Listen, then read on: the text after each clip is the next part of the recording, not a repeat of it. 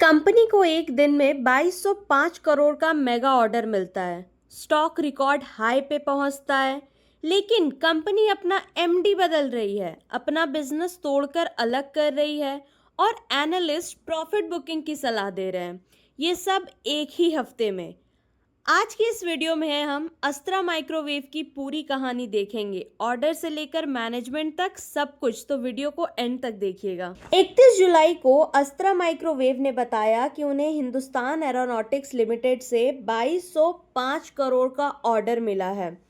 122 advanced array assembly units और 121 interface frames बनाने के लिए उत्तम रेडार प्रोग्राम के तहत। उत्तम रेडार एक इंडिजिनस एईएसए रेडार है। एईएसए मतलब एक्टिव इलेक्ट्रॉनिकली स्कैन्ड अरे। ये इंडिया की डिफेंस सेल्फ रिलायंस स्ट्रैटेजी का हिस्सा है। पूरा 5 साल में ये एग्जीक्यूट होगा, मतलब ये एक लंबे टाइम का रेवेन्यू स्ट्रीम है, एक टाइम चेक नहीं। अब ये समझना जरूरी है कि ये ऑर्डर अकेला नहीं है, इसके पीछे 1 साल का आप पैटर्न देखो। Company continuously order winning mode में है। जनवरी 2026 में एक जॉइंट वेंचर ने आईएएफ यानी कि इंडियन एयरफोर्स से 275 करोड़ का ऑर्डर जीता। उससे पहले दिसंबर 2025 में आईएमडी से 171 करोड़ का वेदर रेडार ऑर्डर मिला और उसी महीने यानी कि दिसंबर 2025 में भी भारत इलेक्ट्रॉनिक्स के साथ अस्त्र माइक्रोवेव का एक डिफेंस इलेक्ट्रॉनिक्स एमओयू भी साइन हुआ। मतलब अस्त्र माइक्रोवेव का बिजनेस मोमेंटम सिर्फ एक दिन की खबर नहीं है, ये 1 साल से कंटिन्यूअसली बिल्ड हो रहा है। अब एक जरूरी कंटेक्स्ट, इस ऑर्डर से पहले भी स्टॉक ऑलरेडी गर्म था। कंपनी के Q4 फिजिकल ईयर 26 यानी कि जनवरी से मार्च 2026 के रिजल्ट्स कुछ हफ्ते पहले आए थे। इसका जो रेवेन्यू है वो 19.6% बढ़ा 488 करोड़ तक, और इबिदा को देखें तो ये 36% बढ़ा है। इसके मार्जिन जो है वो 33.2% तक एक्सपैंड हुआ। एक महीने में स्टॉक जो है 9% चढ़ गया था और 6 महीने में 102%। मतलब ये ऑर्डर एक ऑलरेडी स्ट्रॉन्ग मोमेंटम पे आया, जैसे पेट्रोल पे माचिस। यही वजह है स्टॉक इतना शार्पली रिएक्ट किया। अब यहाँ असली इंटरेस्टिंग बात है, स्टॉक ने 1960 रुपए का रिकॉर्ड बनाया, लेकिन दिन खत्म होते होते सिर्फ 1861 रुपए पे बंद हुआ, मतलब कि 7.86%, जबकि अपने पीक पे ये 13.6% था। एक ही दिन में गेन का लगभग आधा हिस्सा वापस चला गया। इसकी एक बड़ी वजह यह है कि बीएसई और एनएसई ने इस स्टॉक को long term additional surveillance major यानी कि एएसएम फ्रेमवर्क में डाल दिया है। जब कोई स्टॉक बहुत ज़्यादा वॉलेटाइल हो, एक्सचेंजेस उसे इस फ्रेमवर्क में डाल देते हैं तो मार्जिन रिक्वायरमेंट्स बढ़ जाती है, ट्रेड करना महंगा हो जाता है। इसी वजह से कई ट्रेडर्स प्रॉफिट बुक करके निकल गए होंगे। इस स्टॉक का पीई रेशियो स्टैंड अलोन 102.76 है और कंसोलिडेटेड पीई 94.70। मतलब इन्वेस्टर्स कंपनी के करंट प्रॉफिट का लगभग 95 से 100 गुना कीमत दे रहे हैं, जो कि बहुत एक्सपेंसिव है। पीएचडी कैपिटल के प्रदीप हलदार ने इन्वेस्टर्स को प्रॉफिट बुक करने की सलाह दी है करंट लेवल्स पे।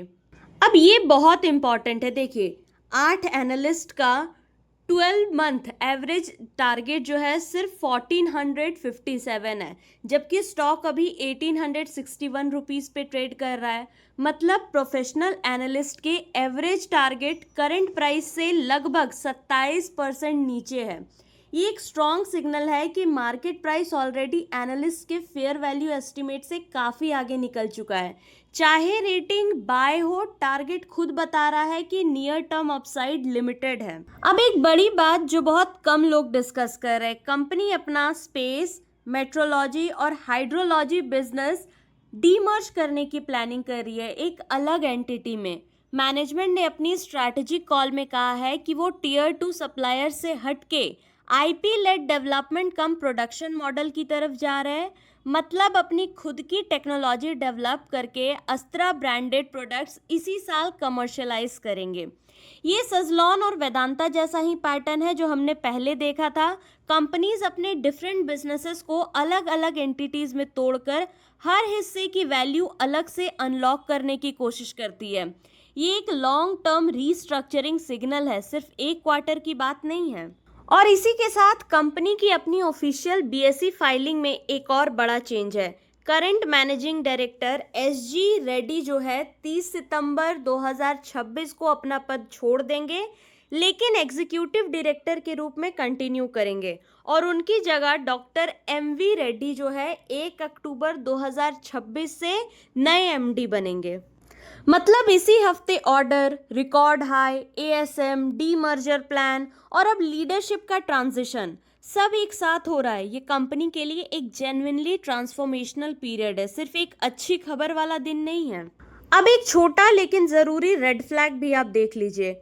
कंपनी के प्रमोटर्स के पास सिर्फ 6.45% स्टेक है। ये एक छोटा नंबर है, मतलब कंपनी का कंट्रोल ज़्यादातर इंस्टीट्यूशनल और पब्लिक इन्वेस्टर्स के हाथ में है।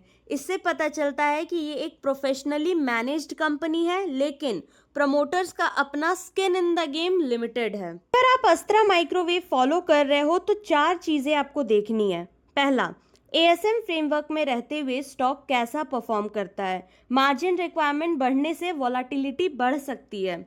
दूसरा, स्पेस और मेट्रोलॉजी डीमर्जर का टाइमलाइन और स्ट्रक्चर आपको देखना है, क्योंकि डीमर्जर्स अक्सर शॉर्ट टर्म में कंफ्यूजन और लॉन्ग टर्म में वैल्यू अनलॉक दोनों ला सकते हैं।